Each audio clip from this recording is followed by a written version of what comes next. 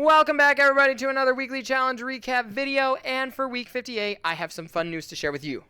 To start off, if you didn't know, about 5 to 6 days ago, a rocket launched known as Artemis II. On top of that rocket was known as the Orion spacecraft, which mans 4 people inside of it headed around the moon. One of which was a lady that is from Michigan, which is my state, which is awesome. And they're currently making their way around the moon right now. So if you want to look at the moon from a funky angle, something you've probably never seen before, from a live stream, head on over to the NASA YouTube channel and look at their live stream. You can see them wrapping around the moon while also hearing them talk back and forth from Houston to the spacecraft. It's a lot of fun to listen to, really interesting to look into, especially if you're a fan of space, which this whole game is kind of centered around. Secondly, if you didn't see by my outfit, I look like a bunny because it was just Easter, so happy Easter to everybody that just observed the holiday. And last but not least, patterns. I will no longer be giving out a weekly pattern because that's not a thing anymore.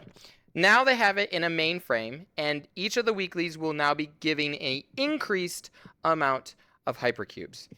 For right now, the only thing that they've added besides all of the old patterns is this lightning emissive, which is pretty cool, actually.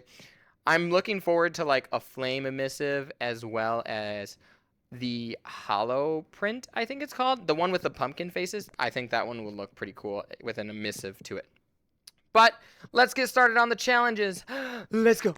To get us started, we have the weekly parkour, which is a low gravity platformer. And when it comes to the easy challenge, it is pretty simple. And when it comes to the hard challenge, even though it's a little more difficult, it is still a lot of fun because of the low gravity. You can do wall, ceiling, connecting carves pretty simply. Unless, of course, you can Tassie, then you can get these crazy speed boosts along the way that normally you can't if you take the longer route. But still, overall, a lot of fun. Next up, we have the weekly race, which is a very nice, smooth connecting track, which is always great. But this time around, the boost pads have been changed to be only one direction. You can't go the other way. They will just push you back. And lastly, we have this week's scrap run, which is known as anti-linearity, which is a crazy word to try and say. But a bunch of returning traps, nothing new to report. These have a lot of my favorite skips in them, though, so that's a lot of fun. And also, the scrappers don't have any grenades this week, which is always a bonus for the runner side to make it more fair in general, in my opinion.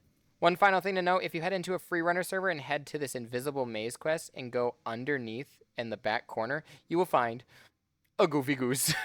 And that is all for the challenges this week, so I hope you get out there, get your new hypercube rewards, and I will see you next week. Good. I think I might keep that just for the minute. Goodbye.